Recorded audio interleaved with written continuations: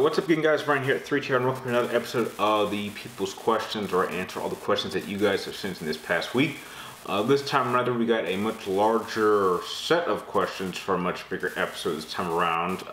But before I begin, I would just like to make this final announcement because I just want to get it out of the way just so it saves you guys time and energy, and it saves me time, energy, and frustration.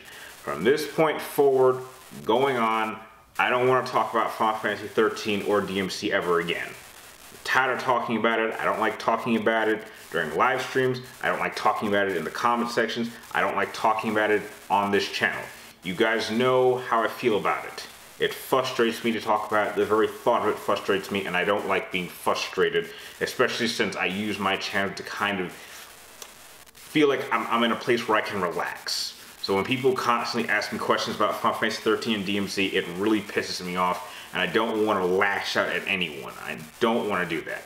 So, if you ask a question about Final Fantasy 13 or DMC, I'm just going to skip it. So, again, moving forward, I'm not answering any more questions or talking about it. I just don't want the topic on my mind. Just want to get that out. So, with that said, let's jump right into the first question, coming from Hunter Bros. And sadly looks like only one was able to answer the question, which is okay. And it comes from the first one, and you want to know, how many main antagonists do I think Sparta can defeat? I'm not sure where that's from, but I'm guessing from Final Fantasy. I don't know, that's such a weird combination. He'd probably beat some, but I'm sure he'd probably get beaten by most. Sparta's powerful, but I don't think he's Final Fantasy top level final boss powerful enough. Next question comes from Shadow Wolf, and you want to know, what is one thing that I didn't like about Metal Gear Solid 3? That is an impossible question to answer because when I really sit down and think about it, I can't think of anything I didn't like. If there was anything I didn't like, I could say I would like them to improve upon, is I would like them to pretty much do an updated remastering with like a different engine. Because the game looks good, but like if you've ever seen that stupid Plagiko game that they released in Japan, if they could just make the game look like that, it would be perfect. But that's not really a complaint because this game came out like in 2003, so I can't really complain too much. But the story was excellent, the execution was excellent, the music was excellent, the gameplay was excellent, even the extra functions of the gameplay were excellent. I can't really think of anything about Metal Gear Solid 3 I didn't like. That is the quintessential 10 out of 10 perfect game. It is my favorite video game of all time, and it's probably very unlikely that I'm ever going to play a game that I think is that perfect again. I mean, there are definitely other games I would give 10 out of 10s to, but that's like the quintessential 10 out of 10 model. Next question comes from Santiago Scarpino. You want to know, is there anything I didn't like about Resident Evil 4?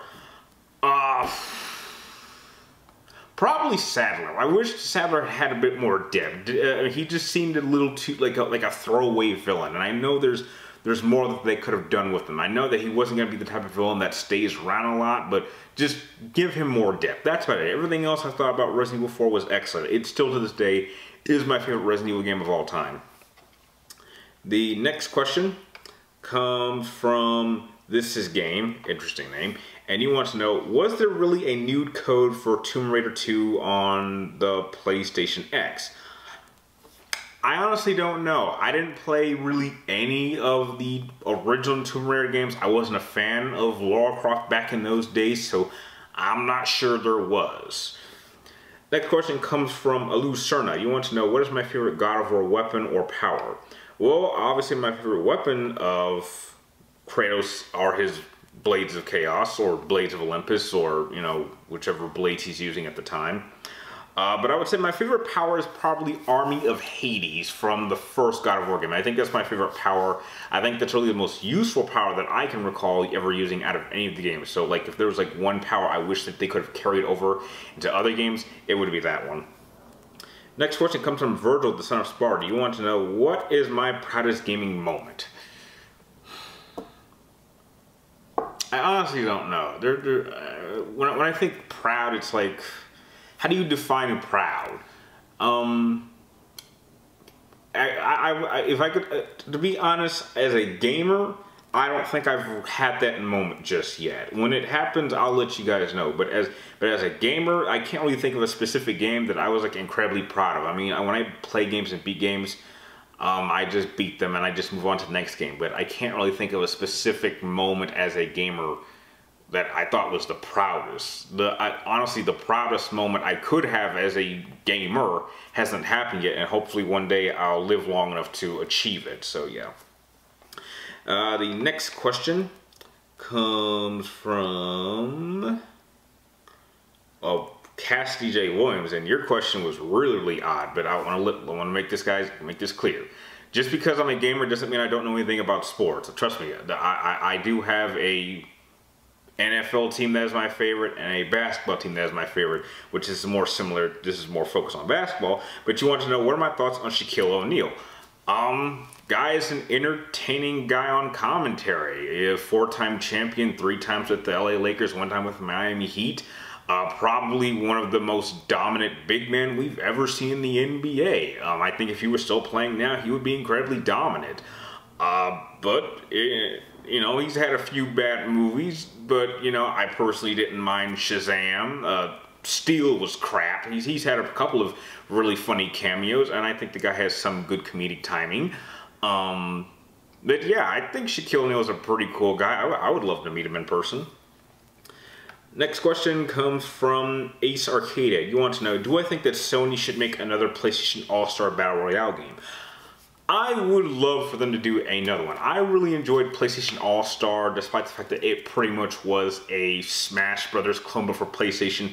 But I think that it was I thought it was an admirable effort. It wasn't as good as Smash Brothers, but the fact that PlayStation is really the only other console that could pull off a game like that, and Xbox just doesn't have the library to pull something like that off, I thought was a really great achievement. So I personally would love for them to do a sequel to that if they wanted to. Next question comes from the Immortal Superbank, and he wants to know, what 2 monsters out of the Resident Evil games or to the CGI movies and live action do I think could defeat the Ushnak and Nemesis team up? Okay, so you basically want me to ask, what kind of creature do I think could take on both the Ushnak and Nemesis at the same time? Well, that's hard because, I mean, there's a lot of giant-sized enemies, so I don't know. I think something that was incredibly bigger, like, damn it, I can't think of their names, but the creature that was like this sort of like milky paste-like monster in Resident Evil 6 that was like supposed to be Ada, would pretty much engulf the entire ship. I think that might be able to take them out. I don't know, there was this one creature, this giant Ouroboros monster that you had to deal with. Maybe that might be able to do it, because in order to kill that damn thing, you needed well, no, you didn't need a satellite cannon. You could have done it with a rocket launcher, and Nemesis has that. So I don't know. That's a tough question. Maybe just one of the super big enemies will probably have the best chance of pulling that off.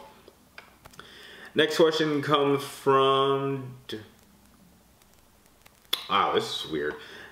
YODA date, and you want to know, besides WWE, which WCW wrestler was my favorite during the 90s? Sting, Booker T, or Ric Flair?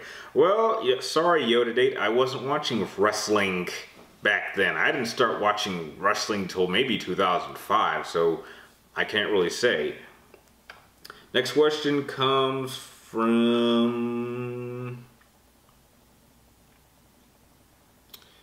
the Paper Knight, and you want to know, how many Final Fantasy villains could Sephiroth beat in my opinion?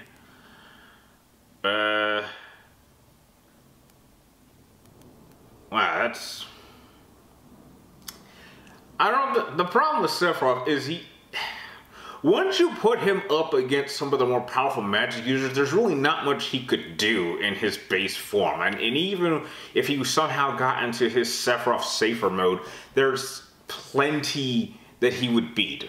Put it like this. I can't think of their names, but I would say he would probably lose to almost all of them, except for me. Let's see. Ultimacy would totally take him down. X-Def would take him down. Most of them will probably beat Sephiroth pretty easily. I would say Sephiroth is probably one of the weaker final antagonists out of the entire franchise. I don't really think any of the top level guys would really take him all that seriously, because even in his safer mode, he's not all that impressive because he takes so long to use Supernova. So honestly, as long as you took him down before he did that, he's not that much of a threat, and his magical barriers would be nothing compared to the much higher upper level antagonists. So yeah, I don't think he would really beat many of them. Next question comes from JBet. You want to know, do I think the Devil May Cry HD collection on PlayStation 4 is worth getting? If you don't have it already on PlayStation 3, which I do, sure. I mean, if you already have a copy of it, then you don't need to pick it again on PlayStation 4. I already have it. I have them both on PlayStation 2 and PlayStation 3, and I wouldn't really consider Devil May Cry like the one franchise that I would want to buy over and over again, but it's certainly a good franchise. Next question comes from, wow, that's a weird name, Blacks for Trump. Wow, that's weird. Can I do Mario vs. Link? No. No, can't do that. Too many variables, and that doesn't even sound like an interesting matchup, to be honest. Next question comes from DEMETRIUS PFIFER. You want to know, if Virgil somehow got trapped in the DC universe, which hero do you think would be able to take him over? Superman, probably. I mean, he probably killed just about everybody else, but I don't know, Superman, I don't even think a lot of his weapon, well, I mean, then you have to throw in the element of, he's vulnerable to magic, but I don't think he's vulnerable to demonic power, which we know is, I mean, that's when you have to get a little bit more technical. I don't think Virgil will be able to beat Superman. Let's just keep it that simple. Let's just stick with the baseline heroes. Next question comes from Rain932. You want to know, who is my favorite to least hated new Star Wars character from the DC movies? Honestly, the robot that was in Rogue One, I liked him, but that's about it. I can't think of any other characters I thought were competent enough to even be mentioning. But from what I remember from Rogue One, because I only saw that movie once and didn't feel like seeing it again, I don't even remember what that character's name was. But I thought it was a pretty cool character. Next question comes from...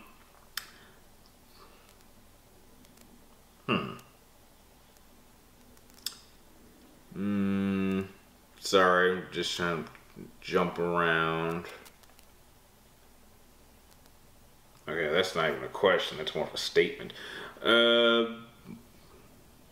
Black Lady, this is an interesting one. Was I a fan of Raiden before he became a cyborg? No, I wasn't. No, I was still really upset about Metal Gear Solid 2, because you have to remember, Raiden is an example of one of the greatest video game deceptions of all time, because no one knew Raiden was going to show up until the game came out, and to be able to pull that off is absolutely incredible. But no, I was not a fan of Raiden during Metal Gear Solid 2. I did not like him at all. I mean, maybe if they switched the roles, and maybe we played as Raiden for maybe the first hour or two, and then the rest of the game we got to play as Solid Snake, I would have been fine with that. But no, I was not a fan of Raiden before he became a cyborg. But you have to admit, Raiden is a great example of taking a character that most people didn't like and then turning him into an incredibly badass character in the following game, which they absolutely succeeded in. I mean, they were even making fun of him in Metal Gear Solid 3 with the whole time paradox thing, which I thought which kind of shows you just how much of a joke Raiden was back in those days. But I'm glad that he's a much cooler character now. And the last question of the episode comes from Abil Z. You want to know, do I think the concept of loot boxes is gambling? It depends on what the loot boxes do. Like, if it's like with Star Wars, in which it's essential to progression, then I would say that it's a type of gambling. But if it's simply cosmetics-wise and it has no real effect on progress, then I don't think that it's gambling at all. It just depends on how much the loot boxes and the stuff inside affects the overall game, the pacing of the game, the game itself. If it's just cosmetics, then I don't think it's a big deal. So that is going to be the last question of the episode. I'd like to thank all of you guys for making this episode possible. If you guys have any more questions you'd like me to answer in next week's episode, be sure to type them in the comments down below. We'll make sure you get them into me before next Wednesday, before I start filming this episode. And also, don't forget to follow me on Twitter or friend me on Facebook with the links in the description down below. And like always, thank you guys for watching. You're awesome, and I'll see you next time.